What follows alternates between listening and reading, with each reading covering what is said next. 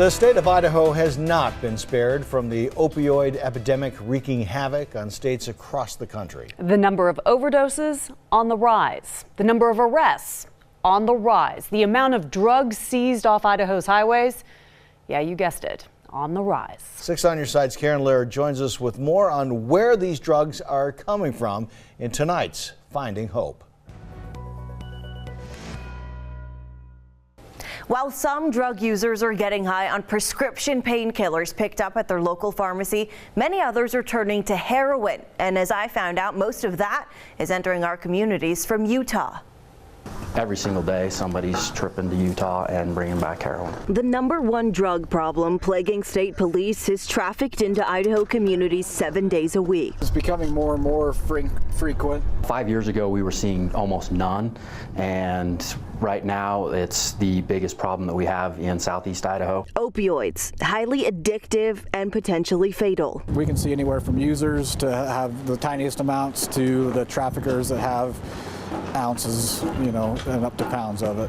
Most drug-related investigations changing with the times, shifting focus from methamphetamine to heroin. Is there anything illegal in your car? It started a couple years ago in small quantity stuff. Started with points, which is 1/10 of a gram. Now it's moved on past that into grams and ounces, and we've seen a couple different cases where people are bringing in a ½ pound to a pound of heroin at a time. From 2011 to 2016, state police saw a 958% increase in the number of heroin-positive items tested by state labs. We're dealing with several of these instances every week. The highest amounts coming from Ada County. Out of my last 6 evaluations, 4 of those have come up with some sort of opiate in their system. But where are the drugs coming from? Turns out most are transported into the state from Utah. The vast majority of the cases that we work is being sourced out of Salt Lake City. ISBA officials say somebody can just drive down to Salt Lake City, buy about a gram of heroin for $50, then drive that same amount back into Idaho and sell it for at least 3 times that amount. 2 hours each way, yeah, so a 4-hour round trip, and they could double their money. When it comes to heroin trafficking, that's anything more than 2 grams. The number of state lab cases more than doubled between 2015 and 2016. Canyon County seeing the highest rate increase, but falls 4th in the state behind Ada, Bannock, and Kootenai counties. We don't have enough people, money, or manpower to work all the heroin cases that we could work. Come here. Corporal Tyler Shireman and his K-9 Bingo in Pocatello assist in traffic stops throughout District 5, often leading to drug-related arrests. We ran the dog around.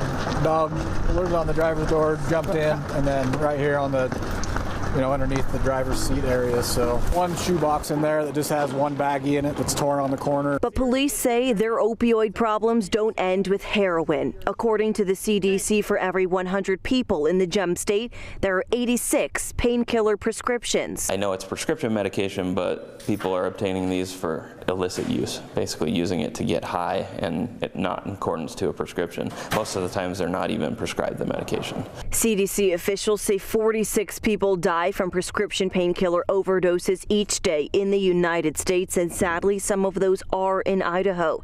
Many law enforcement agencies now arming officers with Narcan, a nasal spray that counteracts the life-threatening effects of an opioid overdose. Mostly young, 18 to 25-year-old kids, and we're having a significant number of overdoses and deaths resulting from heroin and opioid use.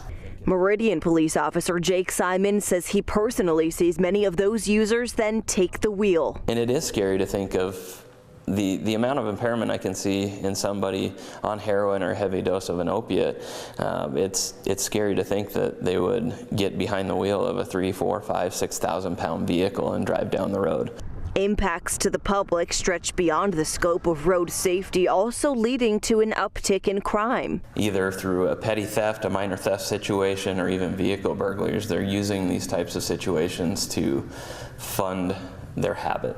A growing problem, police say, shows no signs of slowing down. In Idaho, heroin also carries mandatory minimum sentences. That means if you're caught with more than 2 grams, you'll face at least 3 years in prison and a minimum $10,000 fine. Depending on the amount in possession, offenders could face up to life in prison. With the opioid epidemic hitting the Gem State hard, local officials are seeing more and more deadly overdoses. A bill proposed inside the State House aims to increase the number of life-saving 911 calls before it's too late. 6 on Your Side's Karen Lair joins us in studio with details in this week's Finding Hope report. Well, Donna Michelle, currently Idaho is one of only 9 states in the U.S. without a law in place protecting those who seek medical assistance when witnessing an overdose from being charged or prosecuted for their involvement. That's something Idaho lawmakers may change this session. So we know that it'll save lives. That's the goal behind the so-called Good Samaritan bill quickly making its way through the Idaho State House. House Bill 649 would essentially give immunity to someone who calls 911 when witnessing an overdose, stating they will not be charged or prosecuted for being under the influence or in possession of a controlled substance. The Good Samaritan bill is for situations where there's been a drug overdose and the people around them would be able to call in and not be worried about getting in trouble with the police when they call. Representative Sue Chu of Boise introduced the legislation that's so far seeing overwhelming support inside the State House. Monday, Senator Dan Foreman expressed concerns about the bill giving immunity to drug users committing felonies, suggesting the bill be held in committee to tweak the wording to apply only to misdemeanor cases. But all others on the committee voted to move the legislation forward as is. Lawmakers seemingly realizing similar laws are already saving lives in other states.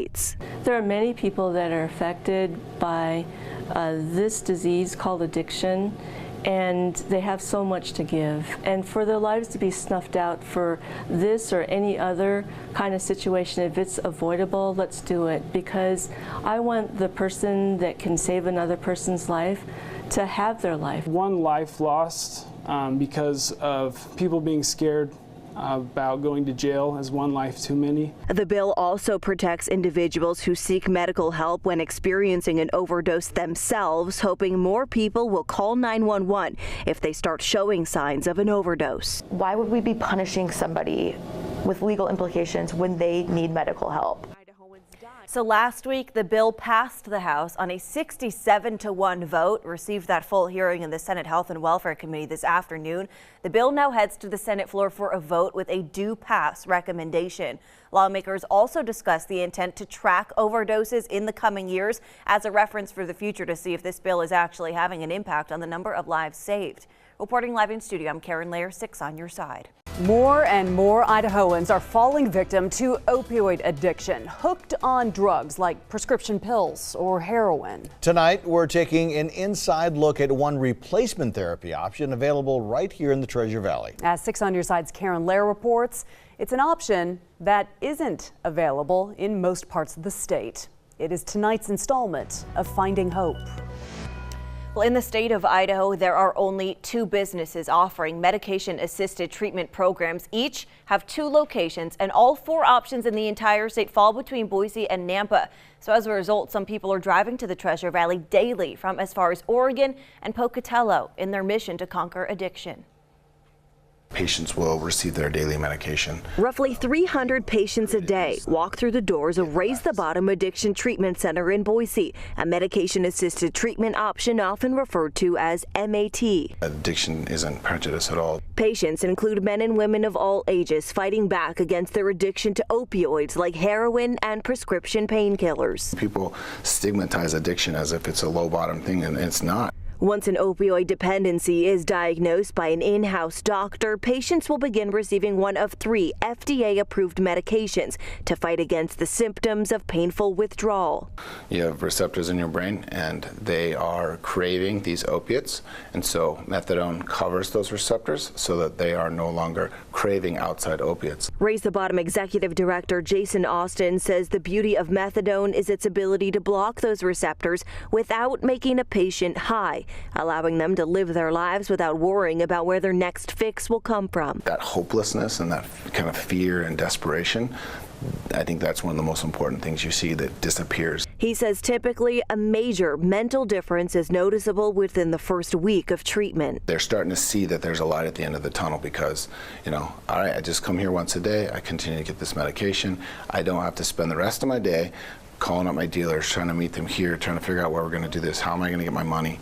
You know, how am I going to get the money to buy this? Or what am I going to do in lieu of money to buy this? Although they carry 3 treatment options, liquid methadone, dissolvable Suboxone tablets, and a monthly shot called naltrexone, most patients start with a low daily dose of methadone. We make sure that it's liquid so they can swallow it in front of us, and then talk back so we know that they've taken the medication. They're not going to go divert the medication in some way. Some patients may eventually limit their clinic visits by switching to a take-home dose of Suboxone or methadone after proving certain criteria and meeting federal guidelines. We don't just give it to the first person who walks in and says, I want Suboxone. They might not be a safe patient to have a prescription. The ideal goal is for each patient to eventually reach abstinence, no longer needing MAT. But depending on how long and how heavily they've been using opioids, some patients may very well remain on a low dose of methadone for the rest of their lives. Just like taking a medication for diabetes, there's no difference. The treatment center is trying to shake the stigma that they're just replacing one drug for another. Why would we treat someone with an addiction different than somebody with another disease like cancer or Parkinson's? They didn't ask for this disease. But medication isn't all they offer. You know, the real change in someone's life is when they start the therapy side of things. Their staff of 37, including nurses, doctors, and therapists, offer counseling and group therapy sessions. You know, we do relapse prevention or other topics depending on the need at the time. We do pregnancy groups, we'll do anxiety groups. Therapy that leads to major behavioral breakthroughs. Because our patients now are here, they're not stealing, they're not fighting, they're not dealing drugs anymore. They are treating people differently. They're going to school. They're not engaging in criminal activity anymore. And before you assume the government is picking up the $300 a month price tag, you should know. As far as funding, we don't receive any funding. It's all either cash pay or insurance, Medicaid. But on the flip side, the state is paying for through Medicaid to come here instead of go to the ER 10 times in a year. A small price to pay, clinic leaders say, for a happier, healthier, addiction-free Treasure Valley. And all MAT patients at Raise the Bottom are subject to drug tests carried out in their in-house lab. And another added perk of MAT, according to the clinic leaders, is that patients stop using IV drugs, lowering their risk of contracting or spreading infections, HIV, or hepatitis C. Reporting live in studio, I'm Karen Lair, 6 on your side.